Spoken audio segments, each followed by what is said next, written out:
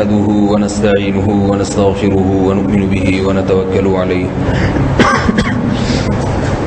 ونعوذ بالله من شرور أنفسنا ومن سيئات أعمالنا من يهده الله فلا مضل له ومن يضلل فلا هادي له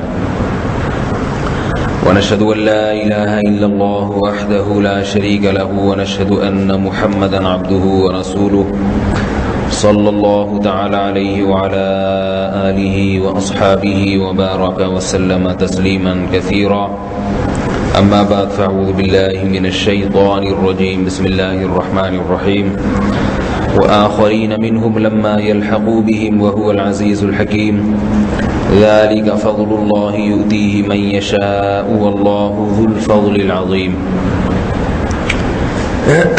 اللہ نے اپنے رسول کو ہدایت کے ساتھ، تعلیم کتاب کے ساتھ، تزکیہ اور تعلیم حکمت کے ساتھ بھیجا، اور اس سے پہلے یہ لوگ کھلی ہوئی گمراہی میں تھے۔ اس آیت پر کئی ہفتے تفصیلی بیان ہو چکا۔ وآخرین منہم لما یلحقوا بہم، اور اللہ نے اپنے اس پیغمبر کو ان لوگوں کی طرف بھی بھیجا جو ابھی تک موجود نہیں ہیں، یعنی وہ لوگ جو نزول قرآن کے وقت موجود نہیں تھے، صحابہ کرام کے بعد آنے والے لوگ، تابعین، تبع تابعین، قیامت تک آنے والے وہ انسان جن میں میں اور آپ بھی ہیں۔ فرمایا ان تمام کی طرف اللہ نے اپنے پیغمبر کو رسول بنا کے، قاصد بنا کے بھیجا۔ سفیر، رسول عربی میں کہتے ہیں سفیر کو۔ رسالہ، رسالہ کسے کہتے ہیں؟ لکھی ہوئی تحریر۔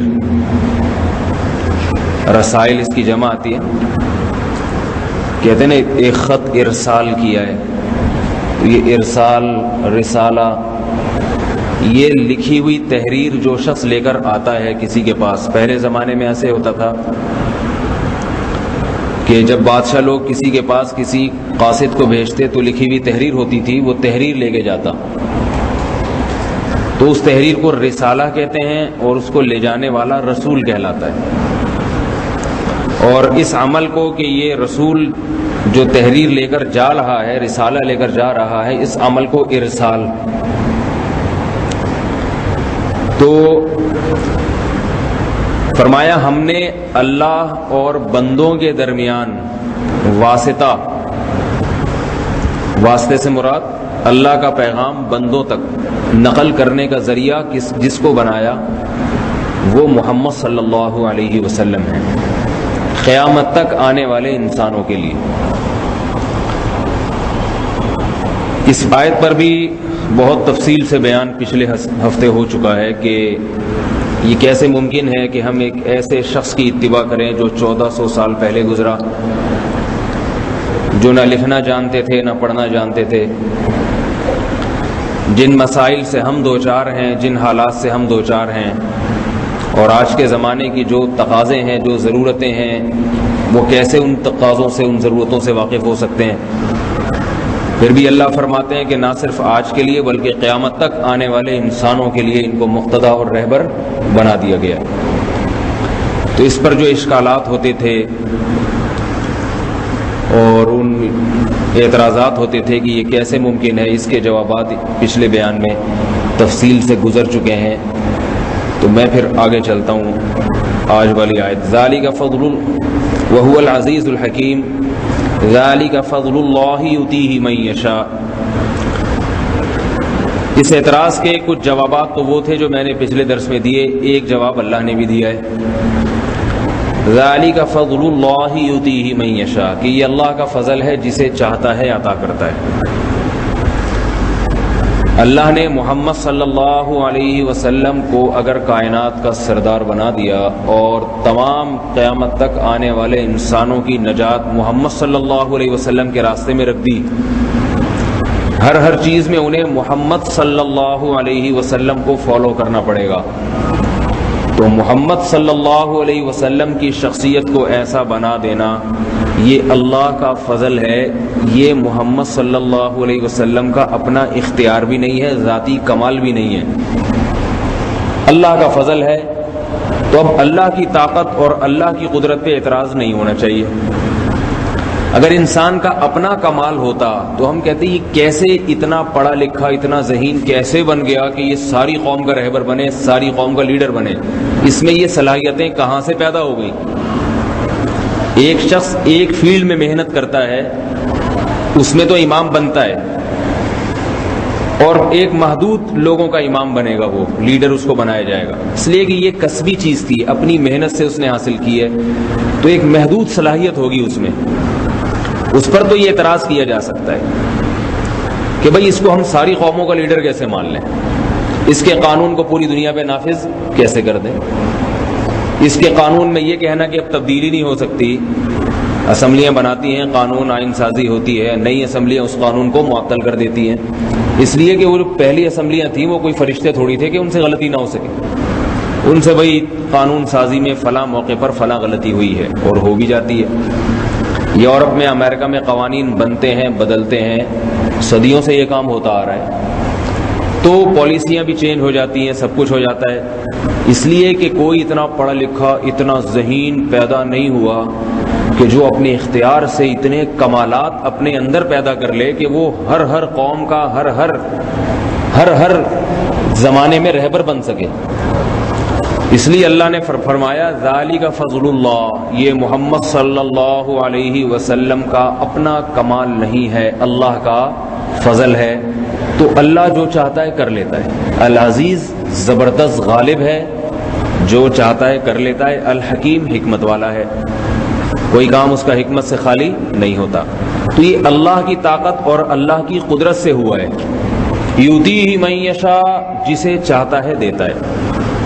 یہ بھی ایک اشکال کا جواب ہے، یہ اشکال اس دور میں بھی ہوتا تھا، آج بھی ہوتا ہے۔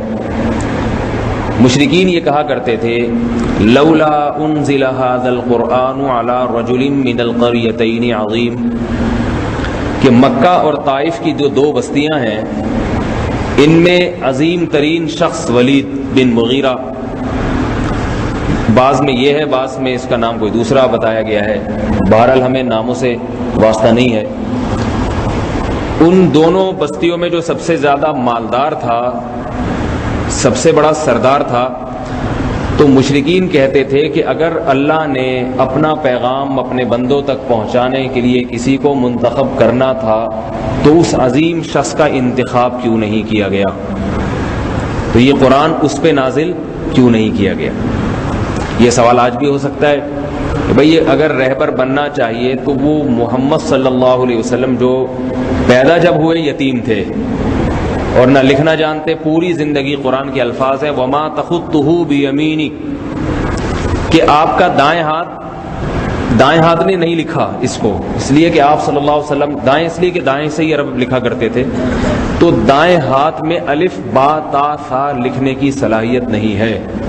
ایک مرتبہ آپ صلی اللہ علیہ وسلم کے سامنے تحریر تھی، مشرکین نے کہا کہ اس میں یہ لفظ ختم کر دیں،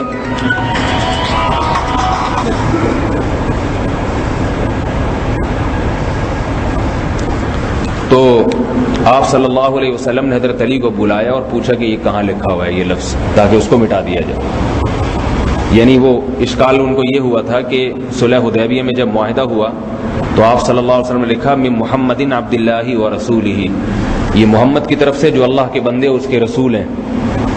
تو مشرکین نے کہا یہ ایگریمنٹ میں ہم اگر آپ کو رسول اس پہ دستخط کر دیں تو اس کا مطلب ہم نے تو آپ کو رسول مان لیا، تو سارا تو جھگڑا اس پر ہے، ہم آپ کو رسول نہیں مانتے۔ میں محمد ابن عبداللہ، بس اتنا کافی ہے، محمد بن عبداللہ کی طرف سے رسول اللہ کا لفظ کاٹ دیا جائے۔ تو آپ صلی اللہ علیہ وسلم نے حضرت علی سے کہا کہ رسول اللہ کا لفظ کاٹ دو۔ حضرت علی نے فرمایا کیسے کاٹ سکتا ہوں اللہ کے رسول کا لفظ، میں کیسے ممکن ہے میرے لیے، میں تو آپ کو رسول اللہ مانتا ہوں، کیسے کاٹ دوں؟ حضرت علی رضی اللہ تعالیٰ عنہ کے ہاتھ کپ کپانے لگے کہ یہ نہیں ہو سکتا۔ پھر آپ نے پوچھا کہاں لکھا ہے، بتایا یہاں لکھا ہے، آپ نے اس کو کاٹا۔ اس سے یہ بھی پتہ چلتا ہے کہ رسول اللہ صلی اللہ علیہ وسلم حکمت اور مصلحت سے کام لیتے تھے۔ اب معاہدہ ہو رہا ہے، ظاہر ہے کافر پر آپ اپنی چیزیں مسلط نہیں کر سکتے. وہ اگر کہہ رہا ہے کہ بھئی رسول اللہ کا لفظ کاٹ دو تو آپ نے کاٹ دیا. تو وہ حضرت علی نے اس لیے نہیں کہ حکم عدولی، پتا تھا کہ کسی اور سے کٹوا دیں گے آپ صلی اللہ علیہ وسلم. میں نہیں کاٹوں گا، کوئی اور، میں یہ لفظ نہیں کر سکتا، کوئی اور کسی اور سے کروا دیں گے یہ کام. تو یہ اشکال آج بھی ہو سکتا ہے کہ کیوں ایک امی کو بنا دیا گیا جیسے اس وقت ہوتا تھا. تو اللہ نے اس کا جواب دیا کہ یہ جو دولت مند شخص کو دولت ملی ہے، تو کیا یہ دولت بھی تمہارے مشورے سے دی ہے ہم نے اس کو؟ یہ دولت بھی تو ایسی چیز ہے کہ ہم جس کو چاہتے ہیں عطا کر دیتے ہیں. یبسط الرزق لمن یشاء ویقدر، ورنہ ہر شخص چاہتا ہے میں بن جاؤں، وہ نہ بنے. تو اللہ نے فرمایا کہ وہ جو عظیم شخص جس کے بارے میں تم کہتے ہو کہ نبوت اس کو ملنی چاہیے تھی اس لیے کہ دولت مند ہے، تو وہ دولت اس کو تمہارے مشورے سے ملی ہے یا ہمارے اختیار سے ملی ہے؟ فرمایا کہ دولت جو گھٹیا چیز ہے، نبوت سے کئی گنا کمتر ہے، اس میں ہم تم سے مشورہ لیے بغیر جس کو چاہتے ہیں دیتے ہیں. تو نبوت کی سلیکشن تو بہت اہم کام ہے، اس میں انسانوں کا مشورہ، جس میں غلطی کے امکانات زیادہ ہیں وہ مشورہ نہیں چلے گا. اس میں وہ اللہ کی دین ہے، جس کو چاہے گا اللہ عطا کرے گا. فرمایا ذالک فضل اللہ یؤتیہ من یشاء، اللہ کا فضل ہے جس کو چاہتا ہے عطا کرتا ہے. واللہ ذو الفضل العظیم، اللہ بہت بڑے فضل والا ہے. ایک مطلب تو یہ ہے اس آیت کا. دوسرا مطلب یہ ہے کہ اللہ کا اپنے اس نبی کو بھیجنا صحابہ کی طرف اور صحابہ کے بعد آنے والے انسانوں کی طرف، یہ ان صحابہ پر اور ان آنے والے انسانوں پر اللہ کا فضل ہے. یہ فضل اللہ جس پہ چاہتا ہے کرتا ہے.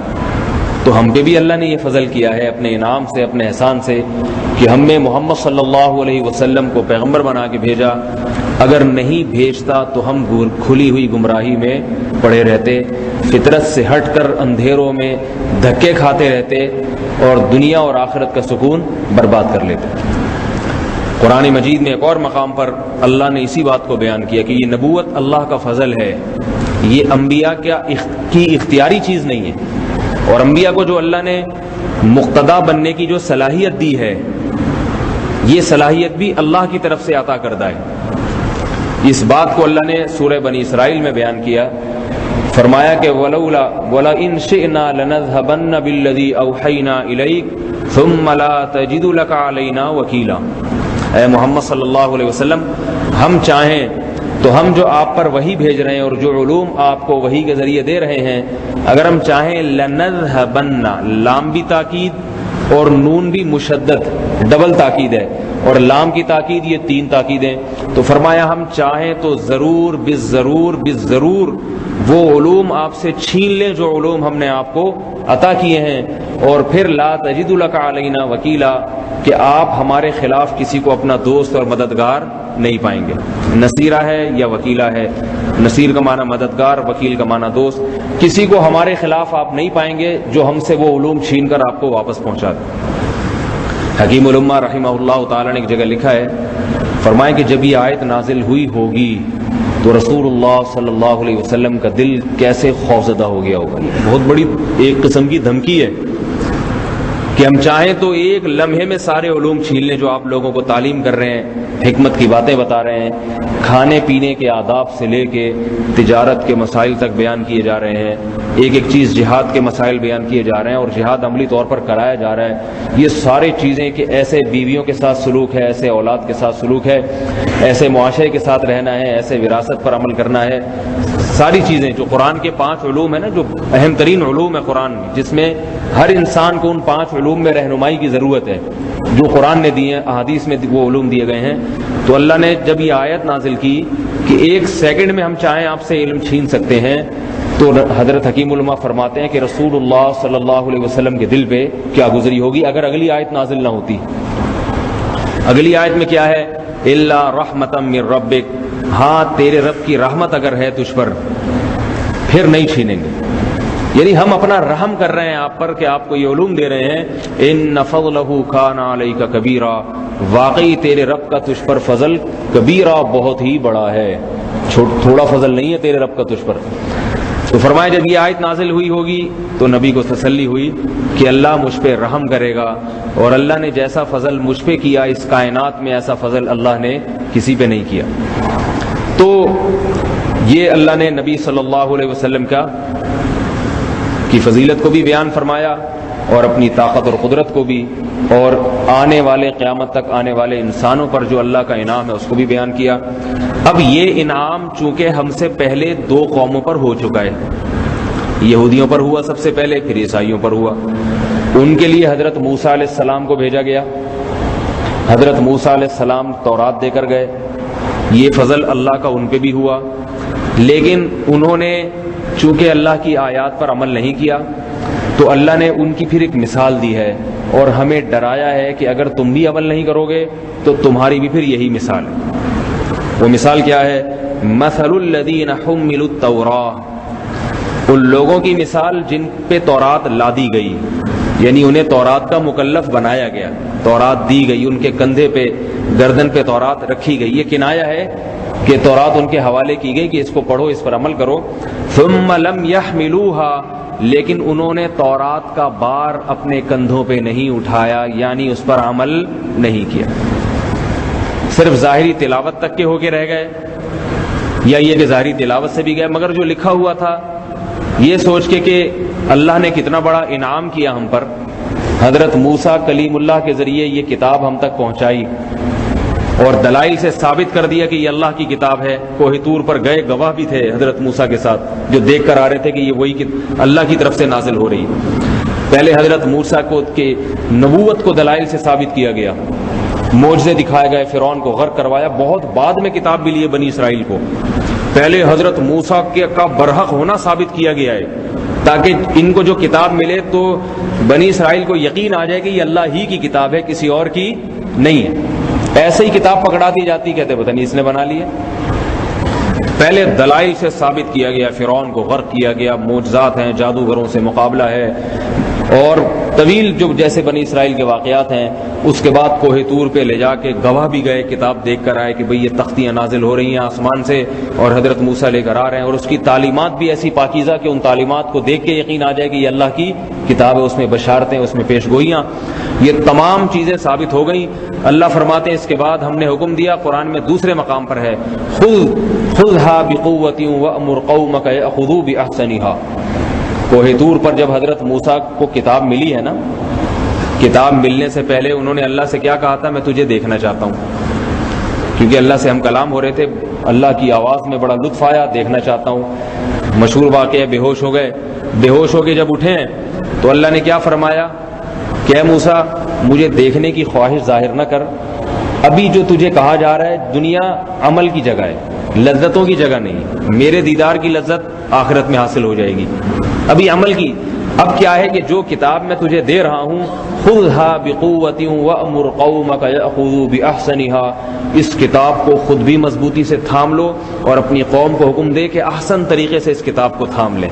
یہ کتاب تھامنا کنایا ہوتا ہے مضبوطی سے عمل کرنا، یہ نہیں کہ تھام لیں مضبوطی سے کہ گرے نہیں نیچے، وہ بھی ہے، مگر یہاں تھامنا کنایا کس سے ہے؟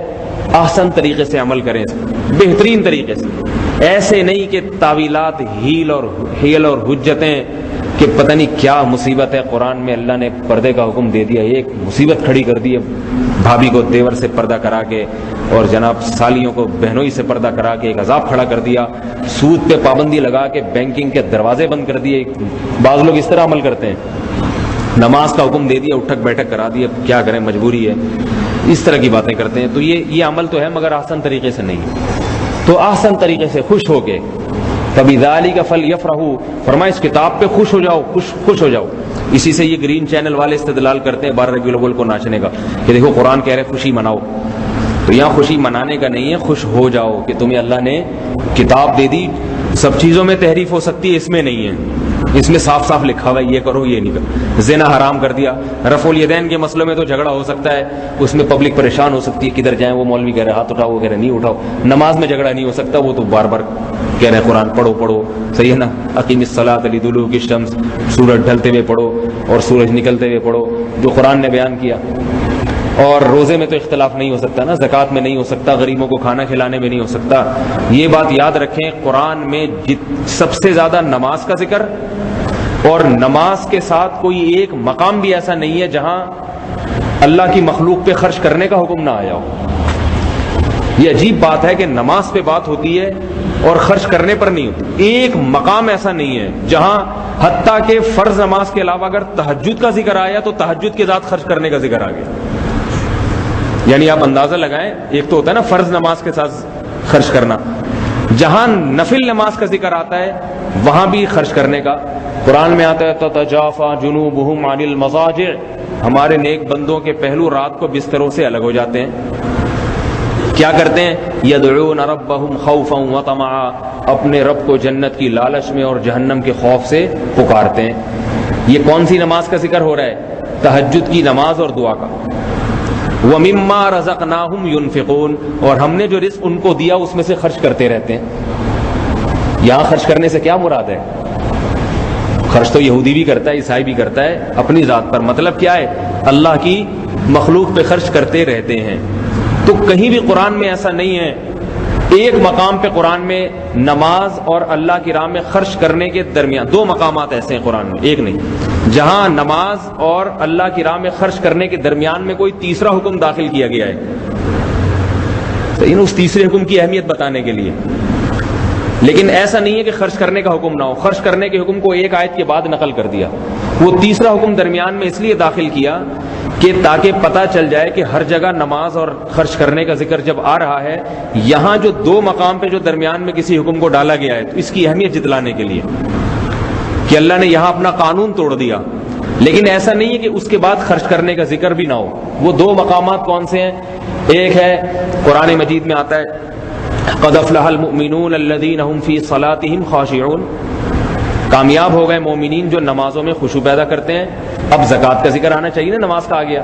لیکن والذین هم عن اللغو معرضون, لغویات سے اعراض کرتے ہیں, فضولیات, لغویات. والذین هم للزکاۃ فاعلون, زکاتوں کو ادا کرتے ہیں. خرچ کرنے کا ذکر چاہے زکوٰۃ کی صورت میں ہو, نفلی صدقے نے کسی نہ کسی صورت میں آتا ہے. جیسے نماز کا ذکر کبھی تو فرض نماز کی صورت میں, کبھی نفل نماز بھی آتی ہے. تو ایسے کبھی نماز کے بعد زکوٰۃ کا ذکر آتا ہے, کبھی نفلی صدقات کا ذکر آتا ہے. تو یہاں پر لغو کا ذکر آ گیا کہ لغویات سے بچتے ہیں. لغو اس کام کو کہتے ہیں جس کے کرنے میں نہ دین کا کوئی فائدہ, نہ آخرت کا کوئی, نہ دنیا کا کوئی فائدہ ہو. جیسے آج کسی نے پوچھا شطرنج کھیلنا جائز نہیں ہے, کہہ رہے ہیں جوا نہیں کھیلتا, پھر بھی فقہاء نے لکھے جائز نہیں ہے شطرنج کھیلنا, لیکن نہ دین کا فائدہ نہ دنیا کا. لوگ کرکٹ کھیلنے میں کیا ہے, گلی محلے میں دنیا کا فائدہ ہے, تھوڑی سی ٹانگیں گھٹنے ہل جاتے ہیں, اس کی بالنگ کراتا ہے نا تھوڑا سا, اور دماغ کو تفریح بھی ہو جاتی ہے. دماغ کو بھی تو تفریح چاہیے نا, ہنس کھیل لیتا ہے تھوڑا سا. لڑکوں میں اٹھنا بیٹھنا بھی آ جاتا ہے تھوڑا سا. جو بچہ کسی لڑکے میں کھیلتا ہی نا, وہ تھوڑے دن میں اس میں ویسے ہی زنانے پن پیدا ہو جاتے ہیں. اب جب کھیلے گا تو تھوڑے بہت مارم پیٹی بھی ہوگی نا, پھڈے بھی ہوں گے, ڈنڈے بھی, تھوڑا سا بندہ بن جاتا ہے وہ. بہت سارے فائدے ہیں. لیکن یہ جو بین الاقوامی میچز کھیلے جا رہے ہیں یہ جائز نہیں ہے. سمجھ آ رہی ہے نا, کیونکہ لغویات کی سب سے اعلیٰ قسم ہے یہ, کیونکہ یہ تو کھیل ہی کے لیے مقصود ہے. بچے جو عصر کے بعد کھیلتے ہیں وہ کھیل نہیں, وہ کھیلا تھوڑی دیر میں بھول جاتے ہیں کون جیتا کون ہارا. تو کھیل کا جو بنیادی مقصد ہے وہ دماغ کو تفریح پہنچانا تاکہ دماغی کام کر سکے. اب اگر دماغ ہی کو تھکا کے کھیلا جا رہا ہے, سمجھ آ رہی ہے بات, یعنی کھیل سے ہی دماغ تھک رہا ہے, تو پھر فقہاء لکھتے ہیں کہ یہ کھیل کا مقصد دماغ کو فریش کرنا ہے, نہ کہ دماغ کو تھکانا. اب شطرنج جو کھیلتے ہیں نا, ان کا دماغ کی تیل دہی بن جاتا ہے دماغ. یہ گھوڑا یہاں سے اور یہاں سے جناب اس گھوڑے چال جو ہے, اور وہ میں نے بھی بچپن میں کھیلا تھا. بشپ کیا ہوتا ہے میں بھول گیا وہ الفاظ, اور پیادہ فوج کو پتہ نہیں کیا کہتے تھے. بہرحال بادشاہ سلامت آخر میں پٹ آ جاتے ہیں وہ دونوں میں سے کسی ایک کے. تو اس میں بہت دماغ لگتا ہے. تو دماغ تھکنے کے بعد پڑھنے کے قابل, کیونکہ آپ نے دماغ کو تو ہونا یہ چاہیے تھا کہ فریش کر کے پھر اس کو کھپاؤ کسی پڑھائی لکھائی میں, کسی تعمیری کام میں. آپ نے دماغی بیکار کام میں کھپا دیا, تو اب وہ کھپنے کے بعد وہ تو کہے گا بھائی مجھے آرام چاہیے. تو یہ جو ہے نا لغویات سے بچنا. اور دوسرے مقام جو جس کی قرآن نے نفی کے, گانے بجانے بھی لغویات میں آتے ہیں, اور جس کی قرآن نے جس کی اہمیت بیان کرنے کے لیے اس کو نماز اور زکوٰۃ کے درمیان میں ذکر کیا, وہ سورہ شورى میں ہے کہ یہ یقیمون الصلاۃ, نماز قائم کرتے ہیں, وامرهم شورى بینہم ومما رزقناہم ينفقون, اور ان کے آپس کے اہم معاملات مشورے سے طے ہوتے ہیں، اور ہم نے جو مال دیا اس میں سے خرچ کرتے ہیں، اہل ایمان کی علامت۔ تو وہاں نماز اور خرچ کے درمیان مشورے کا تذکرہ آ گیا، اس لیے یہ اہم معاملات کے بارے میں چھوٹی چھوٹی باتوں میں مشورہ، یہ اس کی ضرورت نہیں ہے، اہم معاملات جو ہے مشورے سے۔ اس کی اس لیے بیان کی کہ خود مختار نہ ہو جائے انسان، تکبر نہ پیدا ہو۔ جو مشورہ نہیں لیتا نا وہ سمجھتا ہے کہ میرے جیسا دماغ کسی انسان کے پاس نہیں، تو جس نے یہ سمجھا نا کہ میرے جیسا دماغ، تو اس کا مطلب ہے واقعی تیرے جیسا بیکار دماغ کسی آدمی کے پاس نہیں ہے، کیونکہ تو اپنے آپ کو سمجھتا ہے کہ میں ہی روٹی کھاتا ہوں، باقی تو سارے گھاس کھا رہے ہیں۔ ٹھیک ہے نا؟ وہ ایک جگہ ایک دفعہ ہمارے محلے میں پھڈا ہو گیا، ایک نوجوان جو تھا نا، پٹھان قوم بری نہیں ہے، وہ چونکہ پٹھانوں کا حوالہ دے رہا تھا اس لیے میں اس کی مثال دے رہا ہوں، ورنہ ہر قوم میں اچھے بھی ہوتے ہیں برے بھی ہوتے ہیں۔ تو وہ پھڈا ہو گیا، تو وہ پھڈے چونکہ پٹھان تھا، وہ بار بار کہہ رہا ہے ہم پٹھان ہیں نہیں چھوڑے گا۔ تو وہ پنجابی جو تھا نا جس سے لڑائی ہو رہی تھی، اس نے کہا کیوں، روٹی صرف پٹھان کھاتے ہیں؟ ٹھیک ہے، پٹھان ہے ہم کو نہیں چھوڑے گا۔ تو مجھے وہ بچپن سے وہ لفظ اس کا یاد رہ گیا، کہہ رہے تو پٹھان ہے مجھے نہیں چھوڑے گا، تو کیا مطلب روٹی صرف تو کھاتا ہے یا صرف پٹھان کھاتے ہیں، پنجابی روٹی نہیں کھاتے؟ جو بھی روٹی کھاتا ہے لڑک ہو سکتا ہے۔ تو وہ پٹھان پنجابی کی لڑائی نہیں تھی، وہ تو جیسے لڑکے ہوتے ہیں، اب یہ نہ کہ پٹھان پنجابیوں کو تانے دینا شروع کر دیں اور پنجابی پٹھانوں کو دینا شروع کر دیں۔ نبی صلی اللہ علیہ وسلم نے فرمایا کہ چند بدبودار چیزیں جو میری امت سے نہیں نکلیں گی، ان میں ایک عصبیت جو ہے نا، نسب پہ فخر کرنا، اور عصبیت قومیت، یہ بھی بدبودار چیز ہے جو میری امت میں ختم نہیں ہوگی، یعنی پوری امت سے ختم نہیں ہوگی، باقی اچھے لوگ اس کو ختم کر دیں گے۔ تو اگر آپ عصبیت کی بات کرتے ہیں اور عصبیت پہ فخر کرتے ہیں، اس کا مطلب ہے جاہلیت کی وہی بدبودار نعرہ موجود ہے۔ ایک دفعہ ایک قبیلے کی لڑائی ہونے لگی دوسرے قبیلے سے، صحابہ کرام میں دونوں مسلمان تھے، اور قوم پرستی کی وجہ سے ہونے لگی، یعنی ایک صحابی نے کوئی قومیت کا تانا دے دیا، تو آپ صلی اللہ علیہ وسلم فرمایا دعھا فإنھا منتنا، اس قومیت کے نعرے کو چھوڑ دو، یہ بدبودار ہے۔ منتنا کہتے ہیں جو گدھا یا بکری مردار پڑی ہوئی ہوتی ہے نا، اس میں سے جو بدبو آتی ہے اس کو نتن کہتے ہیں عربی میں، اور اس بدبودار جانور کو منتنا، بدبو پھیلانے والا۔ تو فرمایا یہ نعرہ کیا ہے، بدبو پھیلانے والا نعرہ ہے۔ صحابی کو آپ نے اس وقت ڈانٹ لگائی، بہت سخت تنبیہ فرمائی۔ تو قرآن مجید میں جہاں بھی نماز، ساتھ ساتھ اللہ کی راہ میں خرچ کرنے کا تذکرہ، تو درمیان میں یہ دو آیتیں ایسی ہیں، ایک میں مشورے کا ذکر آ گیا۔ اچھا مشورے کی بات ہے، چھوٹی سی ایک بات کر دوں میں کہ مشورہ لینا ہر ایک سے سنت ہے، ہر ایک کی رائے پہ عمل کرنا سنت نہیں ہے۔ رائے وہی ہونی چاہیے جو آپ کی کھوپڑی میں آ رہی ہے، کیونکہ انسان اپنے معاملات کو جتنا بہتر خود سمجھتا ہے کوئی دوسرا نہیں سمجھ۔ گھریلو مسائل ہوں، کاروبار کے مسائل ہوں، تعلیم کا مسئلہ ہو، بیوی کو طلاق دینی ہے یا رکھنا ہے، ٹھیک ہے، اور ساس سے مشورہ لے لیا آپ نے، ساس نے کہا کہ جتنی جلدی ہو سکے یہ کام کر لو، آپ نے کہا قرآن میں چونکہ مشورے کا حکم ہے، میں نے بیگم کی ساس سے یعنی اپنی والدہ سے چونکہ مشورہ لے لیا ہے، لہذا مشورے میں یہی طے پایا ہے کہ اس کو چھوڑ دیا جائے، تو وہ تو یہی کہے کہ چھوڑ دو پہلی فرصت میں بھائی۔ ساسیں بیٹھی ہوئی ہوتی ہیں معذرت کے ساتھ، مجھے خیال نہیں رہا خواتین بھی بیٹھی ہوئی سن رہی ہوتی ہیں، سب ساسوں کی بات نہیں کر رہا، بار بار بتاتا ہوں، وہ ساسیں جو بیان نہیں سن رہی یہاں پہ۔ اسی طرح بہو سے مشورہ لے لیا والدہ کے بارے میں اپنی، کہ والدہ کو میں جو اتنی جیب خرچی دے رہا ہوں مشورہ کیا ہے، مناسب ہے؟ بہو فوراً کہے گی نہیں یہ زیادہ ہے، اپنی والدہ پہ اتنا خرچ کرنا، آپ کے دوسرے بھائی بھی تو ہیں، ان کو بولو نا، وہ کیوں نہیں دیتے؟ آپ کی جو تنخواہ ان سے کم ہے وہ دوسرے زیادہ کما رہے ہیں، دوسرا 1000 بھی نہیں دیتے، اور آپ جناب 500 1000 1500 روپے دے رہے ہو، تو یہاں سے اس بہو سے اس قسم کے مشورے ملنے کی تو یہ مطلب نہیں ہے۔ تو مشورے میں پھر مشورے پر انشاءاللہ کبھی بیان کروں گا، ورنہ یہ میرا موضوع تبدیل ہو جائے گا۔ مشورہ بہرحال جب لینا ہو نا تو مشورے کے کچھ آداب ہیں، کس سے لیا جائے اور اس کے کیا طریقہ ہونا چاہیے۔ اس میں خاص بات جو ہے وہ یہ ہے، دو باتیں خاص طور پہ، اس سے لیا جائے جو اس معاملے میں ماہر ہو، سمجھ میں آ رہی ہے بات، اس چیز کو جانتا ہو۔ مولوی صاحب سے کاروبار کا مشورہ لے رہے ہیں آپ، تو بھائی مولوی بیچارہ کو کاروبار کا دکان کبھی اس نے نہ چلائی ہے، نہ اس کو کاروبار کا پتا۔ بنوریا والوں نے کیا تھا نا، دیکھا نہیں، سارا لے گا کے ڈوب ڈاب کے پی گئے وہ جو بندہ تھا وہ لے کے بھاگ گیا، اب اس کے بنگلے پہ لوگ بیٹھے ہوتے ہیں۔ تو میں اسی وقت کہتا تھا کہ مولویوں کو کاروبار نہ آتا ہے، نہ ان کو پتا ہے، یہ جو 1-1 لاکھ پہ اتنے کما کے دے رہے ہیں، یہ جھوٹ ہے، فراڈ ہے۔ مفتی شفیق الرحمان تھا، کون تھا؟ مفتی تھا بھی نہیں، لگا دو مفتی کسی کے نام کے آگے تو وہ مفتی اعظم بن جاتا ہے۔ تو مفتیوں کو بھی بدنام کیا اس نے، اور بھی جو بھی ابھی مزید پتہ نہیں کیا کیا ہوگا۔ تو کاروبار کا مشورہ کاروباری لوگوں سے کیا جائے، اور اس طرح کی بہت ساری باتیں. اور دوسری شرط یہ کہ جو خیر خواہ ہو اس سے کرنا چاہیے. اگر آپ کو پتہ ہے عام طور پہ لوگ داماد ایک بیٹی کی شادی کر دی نا, اب دوسری بیٹی کی جب شادی کر رہے ہیں تو اپنے داماد سے مشورہ لیتے ہیں. داماد عام طور پہ سوائے آپ لوگوں کے عام طور پہ داماد یہ نہیں چاہتا کہ اس گھر میں مجھ سے بہتر کوئی دوسرا داماد آئے. سمجھ میں آ رہی ہے بات؟ وہ کیسے چاہے گا کہ میرے سے زیادہ کمانے والا اس گھر میں دوسرا بھی آ جائے؟ وہ تو کہے گا ابھی میں جاتا ہوں, میرے جو ٹھاٹ باٹ ہیں بستر پہ میں ایسے تکیہ لگا کے بیٹھتا ہوں اور انگلش میں پھونفا. ایک صاحب تھے, انگلش کی مثال سے دے رہا ہوں, ایک آدمی کو انگلش آتی تھی, اس کا جو ایک صاحب کے داماد تھے ان کو انگلش نہیں زیادہ پڑھے لکھے نہیں تھے. دوسری بہن کا رشتہ جس سے ہوا اس کو انگلش فٹ فاٹ آتی تھی. پہلے والا جو داماد تھا وہ جلنے لگا کہ یار اگر ادھر ہو گیا, یہ تو انگلش اتنی بولے گا, یہاں کہ اتنا پڑھا لکھا ایڈمنسٹر ہے کسی کمپنی میں, کماتا بھی مجھ سے ڈبل ہے, مجھے تو کوئی پوچھے گا ہی نہیں, سسرال والے نے اچھا اس تیرے سے اچھا مل گیا ہے ہمیں. تو اس نے طلاق دلوا دی, نکاح کے بعد رخصتی سے پہلے طلاق دلوائی ہے اس نے, نالائق داماد نے. تو اللہ ماشاء اللہ ہر جگہ برے نہیں ہوتے, بہت سی جگہ خیر خواہ بھی ہوتے ہیں. کسی کے بارے میں ایسے علی اطلاق بدگمان ہونا جائز نہیں ہے. تو اس لیے میں کہتا ہوں اپنی بیٹی کی جب شادی کریں تو دامادوں سے مشورے نہ لیا کریں. اس کو پسند نہیں آئے گا, وہ کہے گا کم سے کم مجھ سے کمتر ہو یا میرے جیسا ہو. میرے سے بہتر ہو گیا تو جیلسی شروع ہو جاتی عام طور پر. تو کس سے مشورہ لیا جائے؟ تو علماء کہتے ہیں جو آپ کا خیر خواہ ہو.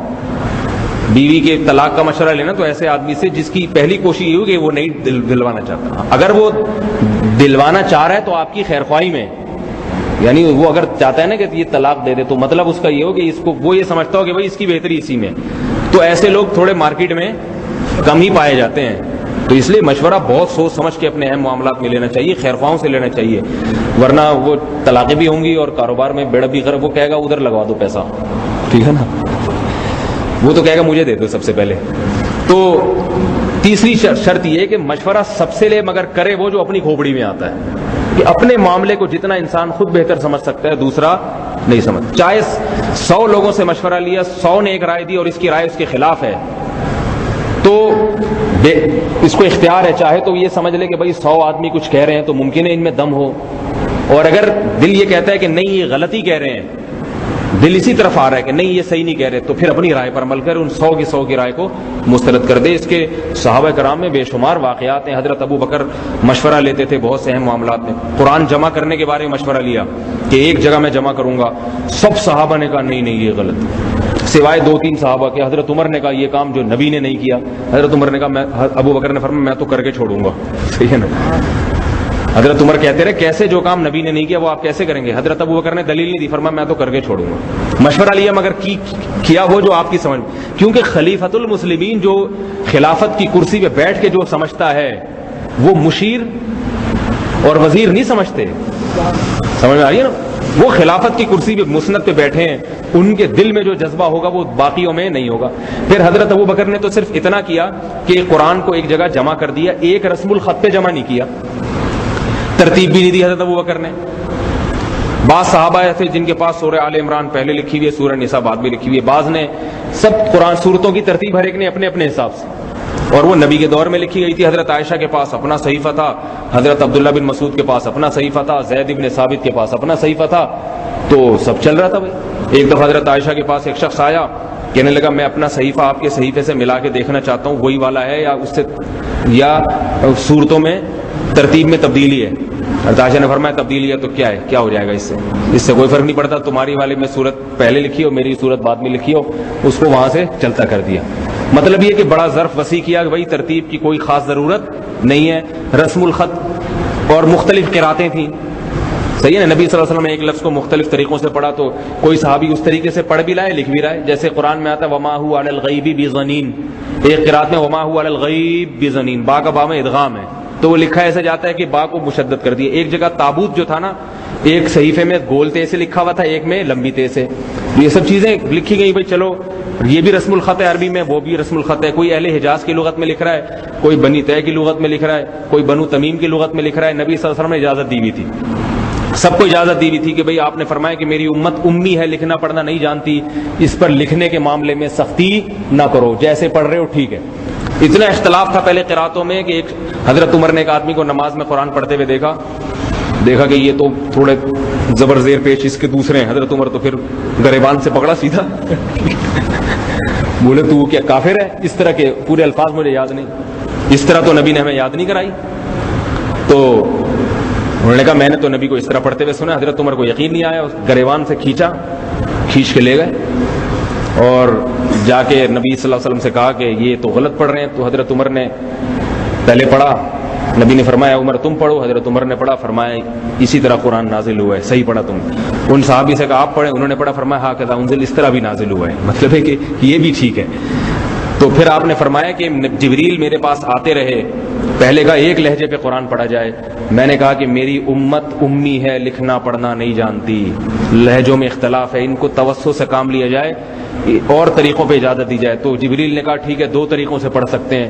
پھر میں نے مزید کہا کہ نہیں اس میں بھی سختی ہے, پھر 3, پھر فرمایا 7 طریقوں سے جبریل نے مجھے پڑھنے کی اجازت دی. یعنی 7 قسم کے اختلافات کو باقی رکھا گیا. لیکن یہ اختلافات باقی رکھے گئے حضرت ابو بکر میں بھی, حضرت عمر کے دور میں بھی. حضرت عثمان کا جب دور خلافت آیا تو حضرت حذیفہ رضی اللہ تعالیٰ عنہ آذربائیجان, جو روس کی ریاست ہے نا آذربائیجان, یہاں جہاد میں مصروف تھے.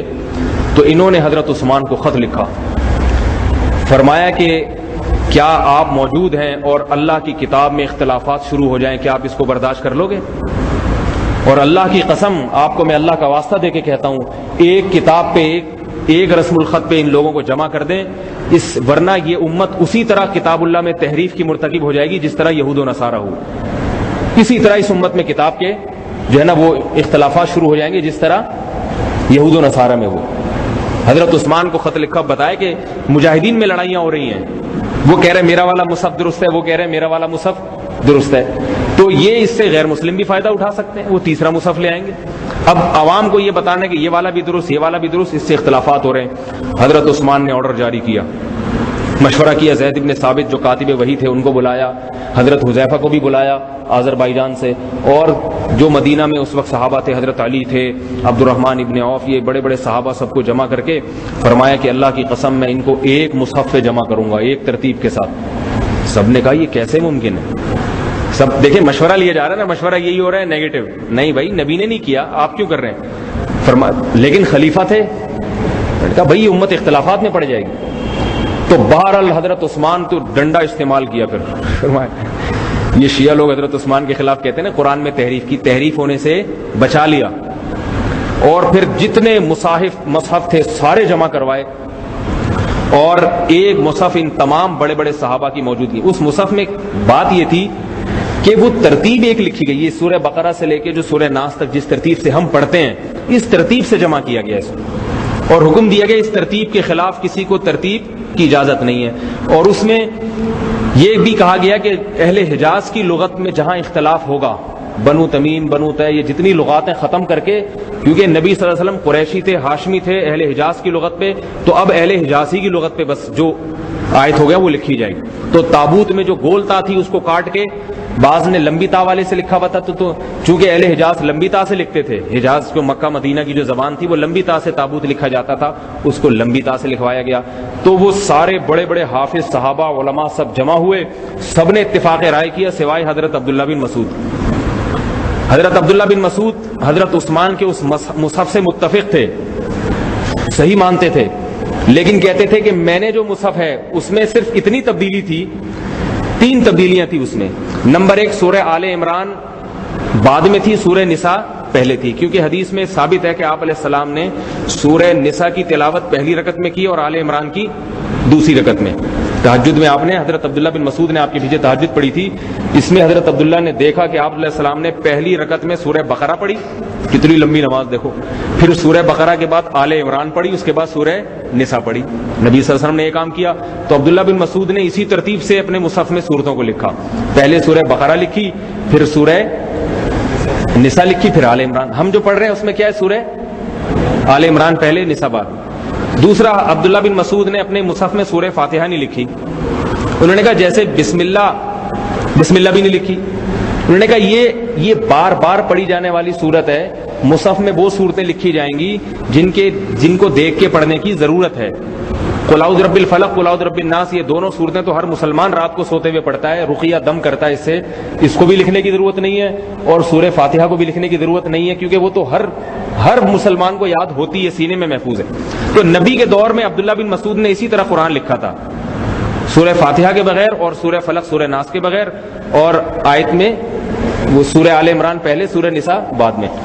اسی پر نبی کی موت واقع ہوئی تو عبداللہ بن مسعود نے کوفہ میں وہی مصحف لوگوں کو تقسیم کیے ہوئے تھے۔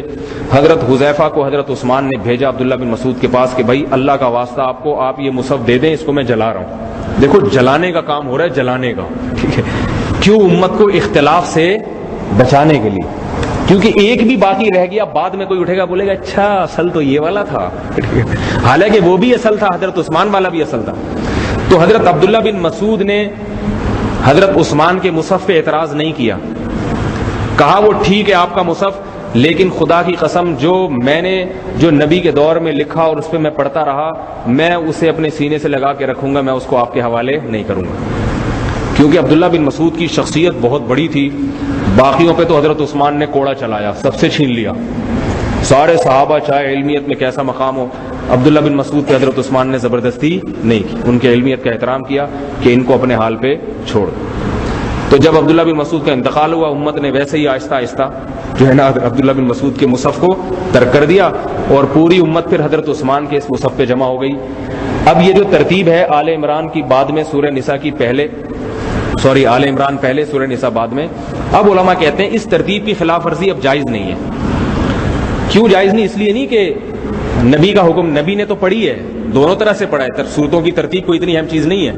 اب اس لیے کہ حضرت عثمان کا جو مقصد تھا نا، امت میں اختلاف پیدا نہ ہو۔ اب اگر کوئی تاج کمپنی لمیٹڈ چھاپ دے کہ نہیں جی چونکہ عبداللہ بن مسعود کے مصحف میں آل عمران پہلے تھی، ہم تو اب اگر چھاپ کے دیکھیں تو پبلک ایسی کی تیسی کرے گی کہ نہیں کرے گی؟ اس لیے کہ کل وہ چھاپے کہ پرسوں کو یہودی اٹھے گا بولے گا اصل میں ایکچولی بات یہ کہ وہ جو سورہ ناس ہے نا اس کو بھی قل اللہ سے پہلے کر دینا چاہیے۔ تو یہ قرآن کا کیا کر دیں گے لوگ؟ بیڑا غرق کر دیں گے، اس کی تبدیلیاں تحریفیں۔ تو اس لیے پوری امت کے عرب ہوں عجم ہوں، سارے امت کے علماء کا اتفاق ہے کہ بھائی قرآن جس ترتیب پہ حضرت عثمان نے جمع کر دیا، پوری امت کا اجماع ہو گیا، اب اس ترتیب میں تبدیلی کی اجازت کسی کو نہیں ہے۔ تو میں یہ اس لیے بتا رہا ہوں کہ حضرت عثمان نے مشورہ تو سب سے لیا، مگر کیا وہ جو آپ کی سمجھ میں، اور اسی میں امت کی خیر ہو گئی۔ تو بات کہاں سے کہاں چلی گئی؟ تو جلدی سے میں اپنی بات کو سمیٹتا ہوں، یہ آیت کا ترجمہ کرتا ہوں۔ تو اللہ نے تورات کس کو دی؟ یہودیوں کو، اس میں احکامات دیے، یقین آ گیا ان کو کہ یہ اللہ کی کتاب ہے۔ سمجھ رہے ہیں بات؟ اچھا یہاں ایک اور علمی نقطے کی بات میں بتا دوں، جیسے حضرت عثمان نے وہ کام کیا امت کو اختلاف سے بچانے کے لیے، ٹھیک ہے نا، ایک قرآن پہ جمع کر دیا۔ اب اگر کوئی بیوقوف یہ کہے کہ حضرت عثمان کا جو مصحف عثمانی ہے وہ چونکہ دوسری صدی ہجری کی بدعت ہے، یا 80 بلکہ دوسری صدی نہیں، حضرت عثمان تو پہلی صدی ہجری میں انتقال کر گئے تھے، یعنی نبی کے انتقال کے بعد اور حضرت عمر اور حضرت ابو بکر کا مبارک دور گزر جانے کے بعد کی بدعت ہے، لہذا میں اس بدعت کو نہیں مانتا، میں وہی ترتیب رکھوں گا جو نبی کے دور میں مختلف ترتیبیں تھیں، انہی کی اتباع کروں گا میں۔ تو اس آدمی کو بدعتی کہیں گے کہ نہیں کہیں گے؟ ہے بھائی؟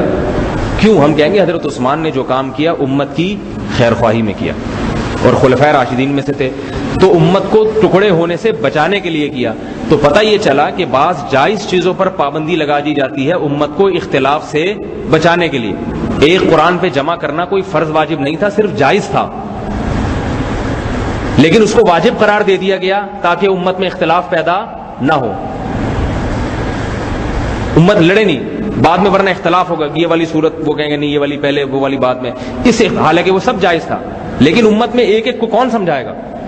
تو یاد رکھو اسی طرح پہلے امت میں اجازت تھی جس مجتہد کی چاہے تقلید کرو، جس کی چاہے اتباع کرو، لیکن بعد میں اسی امت کے علماء نے فتویٰ دیا ہے کہ اب 4 مشہور مذاہب حنفی، مالکی، شافعی، حنبلی، ان مذاہب کا دنیا میں چونکہ رواج ہو گیا ہے، ان کی کتابیں دنیا میں پھیل گئی ہیں، انہوں نے جو فقہ کو مدون کیا وہ کامل ہیں، اکمل ہیں، باقی مجتہدین کی کتابیں ہی نہیں ملتی اور جزیات مکمل نہیں ملتے، اب امت کو ان 4 میں سے کسی ایک کو فالو کرنا پڑے گا۔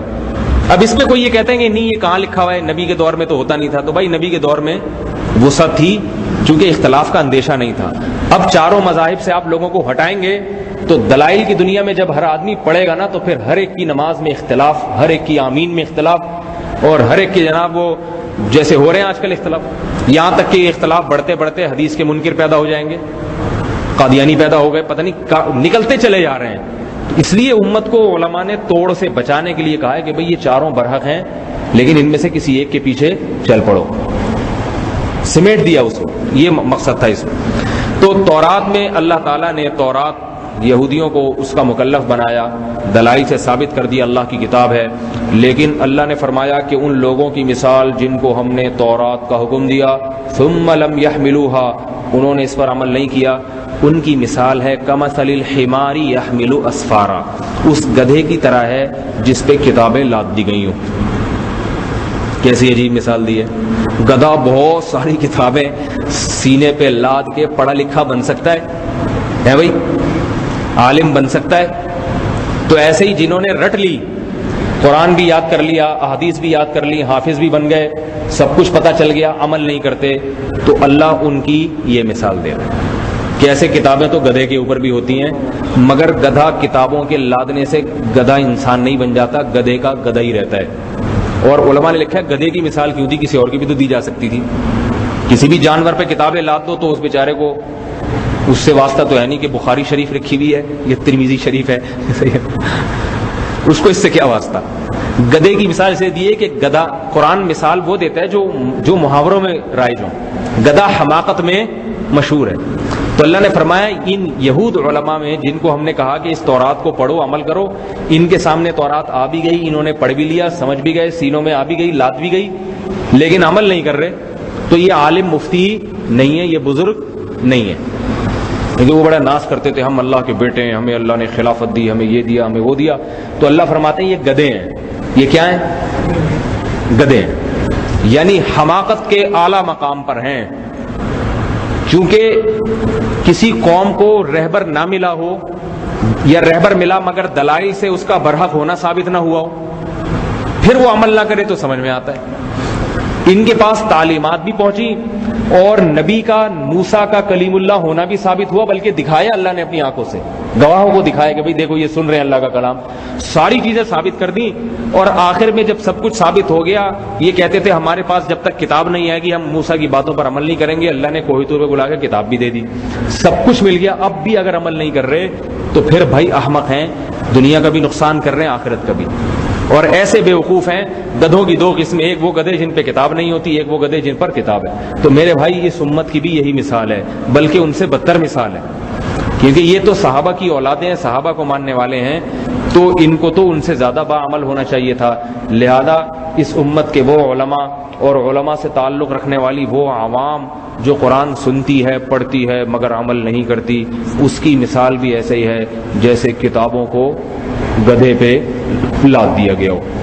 تو یہ اللہ تعالی ہم نے اس مثال سے ہماری حفاظت فرمائے اور ہمیں اس کتاب پہ عمل کرنے والا بنائے. تو اس میں اللہ نے بتا دیا کہ میں نے رسول بھیجا تو تمام انسانوں کے لیے قیامت تک, لیکن ان تماموں کو جن کی طرف بھیجا ہے ان میں جن کو جو کتاب ملے گی نا, تو ان کتاب ملنے والوں کی دو قسمیں ہیں, ایک وہ گدھے جو کتابیں لادے گئے ہیں اور ایک وہ جو اس پر عمل کرتے ہیں.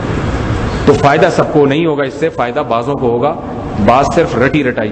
میں نے کتنے, شام میں ایک عالم ہے, نام نہیں بتاؤں گا غیبت ہوگی اس سے, ان کی کتابیں, شام کے عرب عالم ہیں, اتنے زبردست عالم ہیں کہ کیا بتاؤں.